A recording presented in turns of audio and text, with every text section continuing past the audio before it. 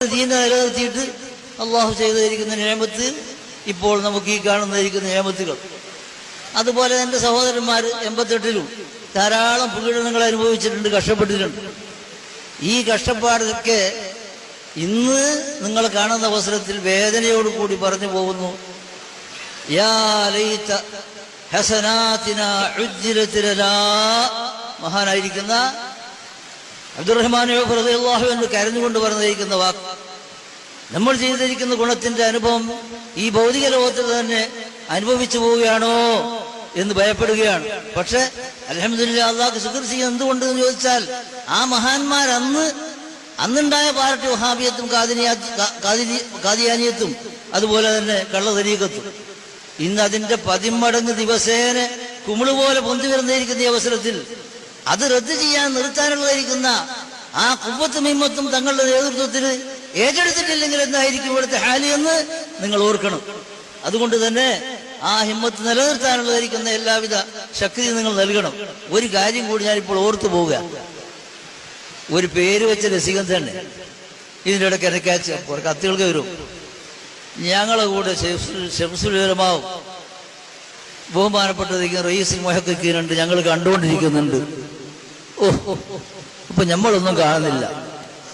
അമ്മാബി നിഅമത്തി റബ്ബിക പഴത്തിൽ ഞാൻ പറയാൻ വിചാരിച്ചല്ല, എന്നാലും ശരി ഞാൻ പറയട്ടെ. ബഹുമാനപ്പെട്ടതിരിക്കുന്ന റയീസുൽ മുഹഖഖീൻ നിങ്ങൾക്ക് പലർക്കും അറിയാം. മരിക്കുന്നവരെ തങ്ങളുടെ പേര് പറയുമ്പോൾ നിങ്ങൾ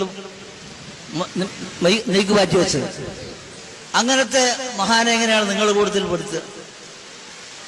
പിന്നെ അതേപോലെ ശംസുൽ ഉലമാ വാസ്തവത്തിൽ ഒരു ജല്ലത്ത് വന്നിരിക്കുന്നു, അതുകൊണ്ട് ഞങ്ങൾ ഇറങ്ങി വരേണ്ടി വന്നിരിക്കുന്നു. പക്ഷെ അതേ അവസരം അദ്ദേഹം അവസാനത്തിൽ നന്നാവണമെന്ന് ആഗ്രഹം പ്രകടിപ്പിച്ചിട്ടില്ലേ? നിങ്ങൾ കുറച്ചാൾക്കെങ്കിലും അത് കേട്ടിട്ടില്ലേ? എന്തുകൊണ്ട് നടപ്പിലാക്കിയില്ല?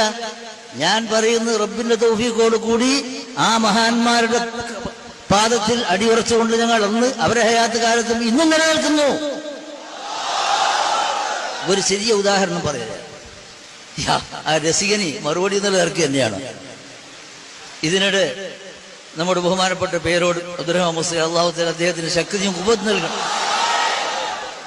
അവിടെ കാസർഗോഡ് ഒരു വാദപ്രതിവാദത്തിന് ഒറ്റക്ക് പോവുക. ഞാൻ പറഞ്ഞ് വലിയപ്പിന് ചെറിയപ്പിനെങ്കിലും കൂട്ടായിരുന്നല്ലോ, അതൊന്നും വേണ്ട, അത്രമാത്രം ഒന്നും ഇപ്പൊ അവരെ ഹിമ്മത്തൊന്നും ഇല്ല, അതുകൊണ്ട് ഉസ്താദ് ദുആ മതി എന്ന് പറഞ്ഞിട്ട് അദ്ദേഹം മജ്‌ലിസ് അടുത്തേക്ക് പോയി. ഞാൻ പറഞ്ഞു വരുന്നത്, ഞാൻ അന്ന് രാത്രി യഥാർത്ഥത്തിൽ ഉറങ്ങിയിട്ടില്ല, അത്രയും വേവലാതിയിലാണ്. കാരണം എന്തുകൊണ്ട്? പേരോടല്ല, സുന്നത്ത് ജമാഅത്തിന്റെ ഇസ്സത്താ. അങ്ങനെ ഉറക്ക് വന്നപ്പോ എന്നെ സമാധാനപ്പെടുത്താൻ വന്ന ശംസുൽ ഉലമയാണ്. അദ്ദേഹം വന്ന് എനിക്ക് മനസ്സമാധാനമുണ്ട്. ഇന്ന് ഞാനിവിടെ പറയേണ്ടി വന്നതാ. ഞങ്ങൾ ആ കദമിലാണ്.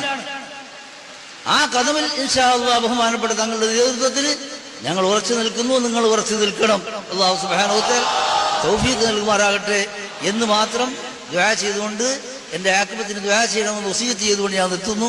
വാഖിറു ദഅവാനാ അൽഹംദുലില്ലാഹി റബ്ബിൽ ആലമീൻ വസല്ലല്ലാഹു അലാ സയ്യിദിനാ മുഹമ്മദിൻ വആലിഹി വസഹ്ബിഹി അജ്മഈൻ. അസ്സലാമു അലൈക്കും വറഹ്മത്തുള്ളാഹി വബറകാതുഹു.